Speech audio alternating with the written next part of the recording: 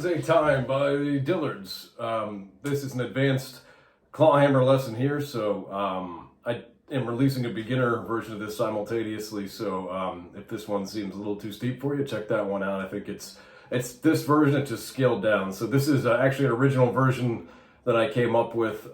It's one of my favorite songs ever. My favorite version of it being off of the Andy Griffith Show, when the Dillards played as a group called the Darlings, and it took me a really long time to figure out how to transpose it to banjo. Like, I don't know why. I've played it on guitar for years. I just couldn't get it right. It was a year or so ago, I ended up figuring it out, I was trying to play an A minor. I was trying to tune all these different ways. It's just a standard G, and we're just using an A minor chord, a barred C, a D minor, and then kind of like a modified E minor that we're bringing all the way up here. That said, it's not as tricky as it seems. I'm just going to dive into the lesson here. Free tabs, free lessons, tips appreciated should you feel so inclined, but that's not what's important. What is important is picking some better tunes. So I'm actually only using a partial A minor for this tab. So, you know, your full A minors here, I'm just using the bottom three, just sort of deadening my low E. I don't even think I hit it.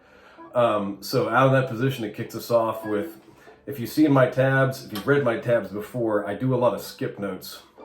If you see anything in parentheses, it means to skip. So we're gonna start with the drop thumb. So it'd be like if there were no skips, it would sound like this. So I'm just going.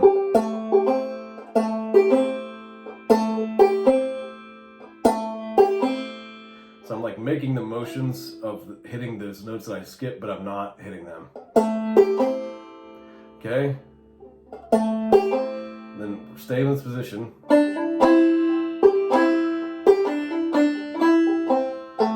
So that may seem a little tricky right there where I have all these parenthesis notes.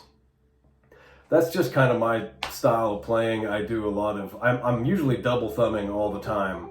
And so that's sort of like I don't even know if it's a thing, just my little shuffle. I just do it. So I do a lot of skips. So the rhythm of that would sound like, if we start from the top.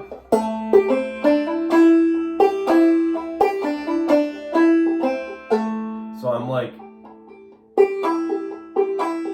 I'm skipping those big brushes that are in parentheses, like, whoops, sorry, let's do it again.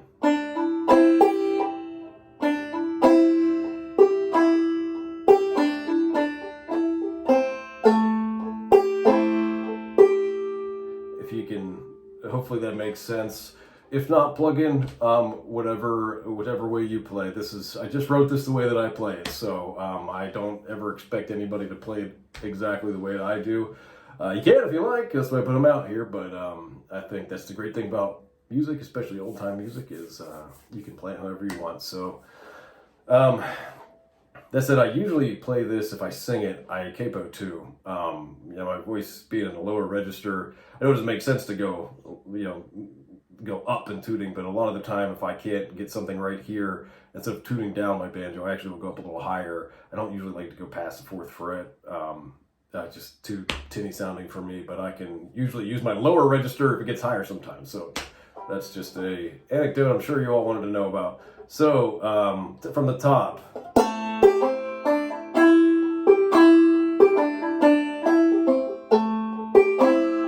And then we're going to go real quick. Your index finger, you're just going to slide it up and drop thumb down to your 5.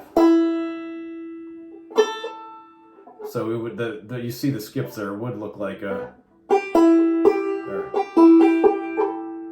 if it were a true drop thumb pattern, but I'm going, whoops. You'll see the 5s, parentheses, the drone strut, or the drone pop, and the 7th. So it's,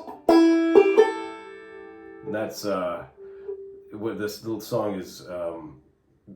There's a time for us to wander. The days will pass like summer storms. So the days will. There's a time for us to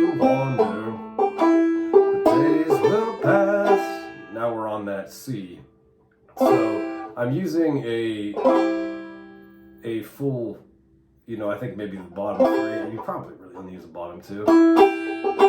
Yeah, probably. I have it written as 3, but however you like. So there's that sort of skip shuffle I do.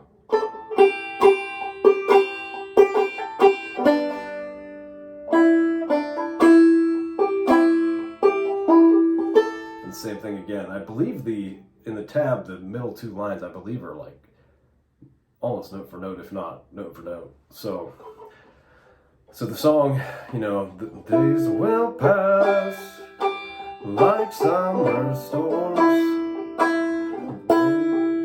What was it? I don't remember where I'm at in the lyrics, but the snow will come and bring the harvest.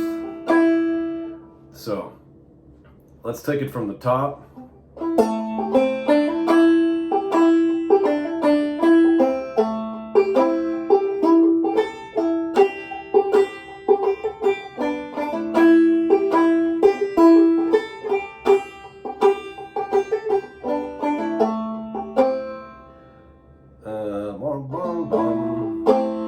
And then it goes a drop thumb. It's almost like how we started out in the beginning. So we're going to do the drop thumb from the A minor position. Now this is the 4th line in the tablature, the 4th set of staff, and then we're going to go.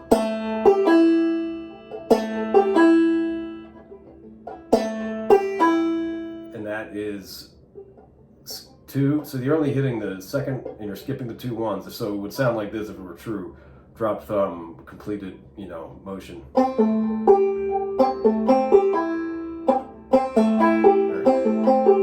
Skip so much I can't even remember how to do it. So slowly it goes like this. So remember, we're like making the motion as though we're going to hit those, but we're not going to hit them.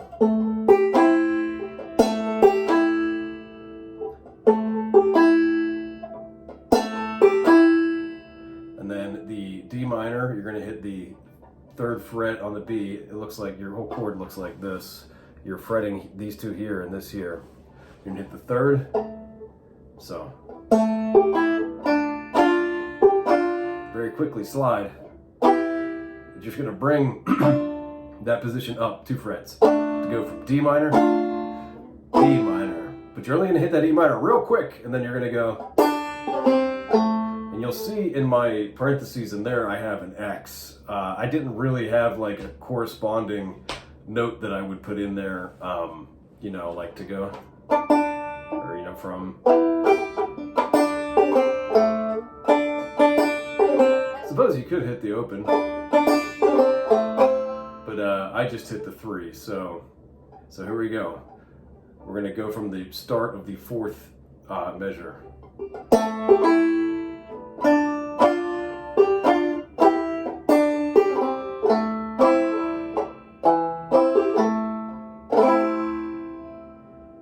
I just put that little part in there to wrap it up. You can end it however you like. So this is a really great song. If you've never listened to it, I highly advise it. I will drop a link in the description of the Dillards version on the Andy Griffith Show. Like I said, there have been some very great Rodney Dillard's still out there playing this tune. So it's just one of my favorite songs, and I can't tell you why. My favorite version is off of the Andy Griffith Show, but you gotta watch it. It's really profound, and listen to the lyrics. It's the older I get, it's one of the songs, the older you get, the more it makes sense. So hopefully this was helpful. Always feel free to reach out to me via YouTube, Reddit, Facebook. I'm in a couple of groups that I post on there. I try to be responsive. Probably more likely to get me on YouTube or Reddit these days. If you have any questions or if you have any feedback for me, positive or negative, just don't be a jerk. Come on, if you'd like to see me do anything different with the lessons and the tabs. So until then, thanks for watching. Happy picking.